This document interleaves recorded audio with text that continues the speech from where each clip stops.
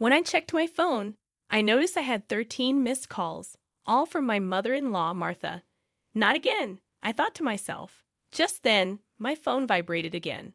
I answered reluctantly, and Martha's voice came through, filled with anger. She demanded to know why the monthly allowance of $3,000 hadn't been sent yet. I tried to explain that the payment hadn't been deposited, but Martha ignored my circumstances and only focused on her own desires. I couldn't tolerate her insensitivity any longer. In desperation, I finally told her that her son had passed away, so I couldn't send any allowance. My name is Jennifer Smith. I'm 32 years old, and I work at a major financial firm while also managing household responsibilities. I married Mary 2 years ago. I met my husband, Mark, through our shared hobbies. He was kind and had a warm smile that drew me to him. We quickly fell in love, got engaged within a year, and believed we were perfect for each other. After a smooth courtship, we married. But then came the problem. Martha, my mother-in-law. Her husband had passed away. A few years ago, Mark's family situation became apparent to me. Since Mark didn't have any siblings, his only remaining family was his mother, Martha. The trouble started when I visited Martha's home for the first time to introduce myself before our wedding. "Nice to meet you, Martha," I said. Martha clearly showed her displeasure and responded, "Ah, so you're Mark's fiancée." "Yes, my name is Jennifer Miller." Martha then commented, "You're a rather plain girl. I wonder what Mark sees in you, huh?" I couldn't tell if she was joking or being serious, but her words shocked me deeply. Seeing my reaction, Mark frowned at his mother. "Hey, Mom, what's with the sudden harsh words? How can you say such things to the person I chose?" "No, Mark. I'm just trying to choose a suitable woman for you," Martha replied. Mark retorted, "Choose? I'm the one who chose her. You have no right to meddle. Don't say it in such a cold way. I'm just telling the truth because I care about you." Mark argued with his mother about supporting our relationship, but the tension only grew. It was awkward for me to witness this clash between them, especially since it was my first meeting with Martha. Despite the discomfort, we managed to express our intention to marry. As we were leaving, Martha called out to Mark, sounding somewhat disgruntled. "Mark, can I have a word? You're going to keep that promise after you get married, right?" "What promise?" Mark asked. "You know about the allowance," Martha replied. Mark agreed to take care of it, but asked to discuss it later. This conversation left an uncomfortable atmosphere between my husband and his mother, thick with tension. In the car on the way home, I asked Mark about the allowance issue. "Hey, Mark, about the conversation you had with your mom as we were leaving." "Yeah, I should have told you about it, Jennifer. After my dad passed away, I've been sending money to my mom every month." "How much?" I asked. $2,000, Mark admitted. $2,000? I couldn't hide my surprise. Mark sighed deeply and explained slowly, "Actually, my mom has a debt from a long time ago, when she lost a lot of money at a casino. She's been paying it off, but her health isn't great, so she spends a lot of time at home and still needs money to live on." I was surprised and asked, "But isn't $2,000 a bit much? Can't we lower the amount?" Mark replied, "If I try to lower it, she keeps calling me repeatedly. No matter what, she's still my mom, and I worry about her living alone." I understood that Mark was devoted to his mother because she was his only family left after his father passed away. Despite Martha's difficult personality, she was still his beloved mother. I only saw my husband as a kind person at that time. 2 months after our wedding, during my lunch break, I received a phone call from Martha on my smartphone. "Hello, Martha," I answered. "Jennifer, long time no see. Can we chat for a bit?" Martha's tone was cheerful. "Sure. What can I do for you?" I asked. "I was hoping you could start sending me money," Martha said bluntly. I was taken aback and struggled to respond. Martha seemed excited to continue. "You mentioned before that you're working for a financial company, right? That means you have a good salary, doesn't it?" "Well, not exactly," I replied, trying to dodge the request. Martha insisted, You're lying to avoid giving me money. Frustrated, I asked, "What do you mean?" "You're still receiving financial support from Mark, aren't you?" Martha challenged. "So what?" I replied firmly. I felt Martha was not appreciating the fact that she was already receiving $2,000 a month from Mark. Martha then asked for an additional $1,000, claiming it would avoid burdening Mark further. She explained, "I have Mark as a guarantor for my debts.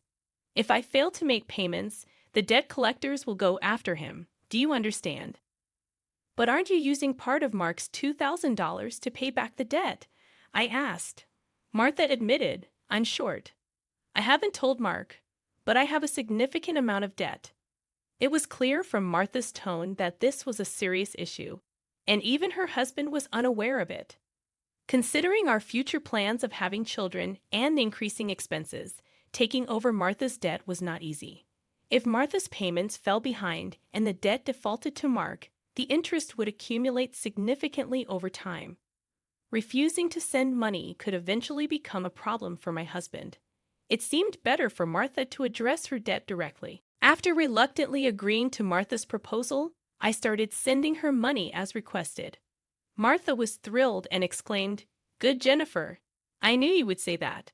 The total, with Mark's contribution, will be $3,000. "This means you can pay off your debt, right?"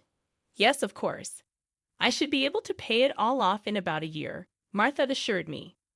"You promise you'll make sure to pay off all your debts?" I asked. Martha confirmed, "I get it. So, I'll be expecting it from this month onwards." She then ended the call abruptly. The stress from work and this emotional burden took a toll on me. $1,000 a month. That's going to be rough, I thought to myself. But I rationalized that it was to prevent future problems for us. If Martha couldn't make a living, it would upset Mark as well. That night, I told my husband about the situation. He told me I didn't have to do this, but I had already given my word to Martha, believing it was a decision made for our future well-being. Mark expressed his gratitude and understanding, although he looked sorry throughout the conversation. Time passed, and 2 years later, we were still transferring $3,000 every month to Martha. Unexpectedly, Mark fell ill about 2 months ago and has been unable to work. He's receiving disability benefits, but they are much less than his previous salary. Last month, I managed to transfer $3,000 to Martha from my savings. But if this situation continues, it will become very challenging for us. What's more, Martha hasn't visited her sick son even once.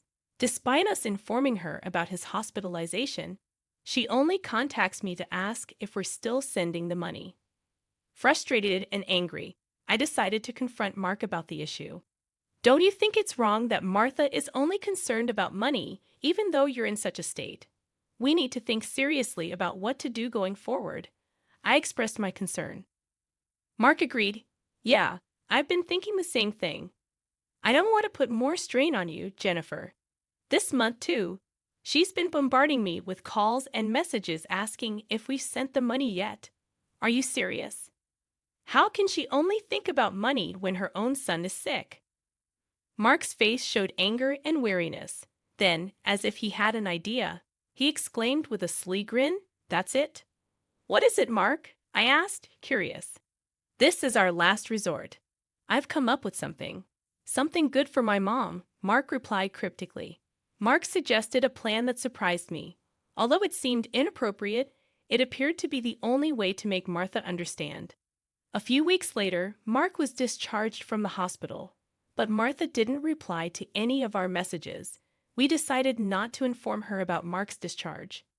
Martha has been relentlessly demanding money, showing no concern for her son's well-being. While Mark and I were having tea, my phone buzzed with a message revealing 13 missed calls from Martha. As expected, my phone rang again, and it was Martha calling once more. "Hello," I answered, turning on the speaker so Mark could hear too. Martha immediately shouted, "Where's the $3,000 for this month?" "Excuse me, Martha. The money hasn't been transferred yet," I replied calmly. "I don't care if he's in the hospital or whatever. It's none of my business. You're working at a good place, right?" You must have plenty of savings. Hurry up and transfer it here, Martha demanded angrily. Then, unbelievably, she said something shocking. Listen, since you married Mark, if he can't pay, you have to pay me. Understand? If you refuse, I'll make you the guarantor. Got it? At that moment, something inside me snapped. Martha was openly displaying her greed without considering our situation at all. I had reached my breaking point with her. She didn't even try to reflect on her own actions. I had no choice but to resort to the last resort. I firmly declared into my smartphone, Mark has passed away. I can't send you any more money. Martha responded with baffled disbelief. What? This was the last resort that Mark suggested, lying to Martha about his death to see her reaction. If she showed any sign of sadness or reflection on her behavior and apologized, we would continue to support her financially. But if she didn't and demanded money, we would sever ties completely. Deep down, I thought even a money-driven woman like Martha would deeply reflect on her actions upon hearing that her own son had died. However, Martha burst into loud laughter. What's so funny? I asked, taken aback. Well, isn't it obvious? If Mark is dead, that means his inheritance will be distributed to me too. I've been looking into it since I heard that Mark was sick, Martha said callously. I never thought that when she first heard that her son was sick, she wouldn't look into treatment, but into how the inheritance would be divided. I thought to myself, overwhelmed with anger and disbelief. My husband seemed to feel the same way. As our eyes met, he slowly nodded. This was the signal to continue with the plan. Once again, I said firmly to Martha, Martha, did you hear what I said? Mark is dead. Martha's response was heartless, I heard. What about it? Aren't you sad your own son passed away before you? Just make sure to send me some. I won't let you get away with not doing it. With that, I hung up the call, feeling numb. I glanced at my husband, who looked visibly shaken and red with anger. Mark, are you okay? I asked, concerned. I'm cutting ties with her. She'll likely come here, Mark replied decisively. As expected, a few days later, Martha showed up at our house. I decided to hide my husband in the next room and confront Martha myself. As she approached me, she looked furious. Hey, give me Mark's inheritance right now, Martha demanded aggressively. I responded firmly, he's already dead, isn't he? It's pointless to say anything now. Yet you never even visited him. Are you really his mother? You're so annoying. I won't give you anything. Martha continued to press. Give me the inheritance right away. I don't mind getting a lawyer. Realizing that further conversation was useless, I thought to myself that my husband should come out now. As he emerged from the next room, Martha was startled, as if she had seen a ghost. Mark, why weren't you dead? Long time no see, Mom, my husband said, surprising Martha. I'm sorry, but the news about my death was a lie. I wanted to confirm your true nature, Mom. I was curious about how you'd handle the allowance if your son died. But you turned out to be a gold digger, just as I suspected, my husband accused her. Martha was taken aback. What? How could you be so disrespectful? My husband silenced her. I'm cutting ties with a toxic parent like you. Martha was in shock, unable to comprehend that her own son was severing ties with her. What? What does this mean, Mark? Martha asked desperately. It means exactly what I said. I can't consider someone like you as my mother, my husband replied coldly. Desperate, Martha pleaded. But what about the allowance? Do you really think I would? My husband interrupted firmly. You're on your own with the debts. Removing. Martha tearfully reached out to my husband, but he forcefully shook off her hand, looked at her coldly, and said, I don't care about your living expenses. You have been living off us without even a single apology. I really understand your despicable nature now. Don't you dare show up in front of us again. Martha begged, Wait, Mark. Are you going to abandon your mother? Ignoring her pleas, my husband grabbed Martha's arm, dragged her to the front door, threw her shoes and bag outside, and chased her out of the house. Martha made a scene outside for a while but eventually disappeared, perhaps unable to withstand the scrutiny of the neighbors. She tried contacting us multiple times, but we ignored all her attempts. We blocked Martha's number and finished moving. Regarding the matter of co-signing for the debts, it became invalid since Martha had made Mark the co-signer without his consent. Therefore, he was not responsible for her debts. Without the allowance from us, Martha seems to be leading a miserable life. It's only natural since she had been using the allowance for her gambling habits instead of paying off her debts. She still has a mountain of debts and is chased by debt collectors every day. Unable to gamble anymore, she seems to be working from dawn to dusk.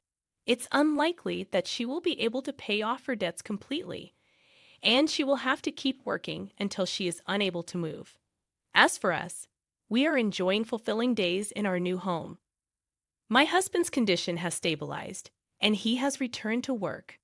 Moreover, there's a new life growing in my belly, and we're going to have an additional member in our family next year. From now on, we want to spend happy days as a family of 3.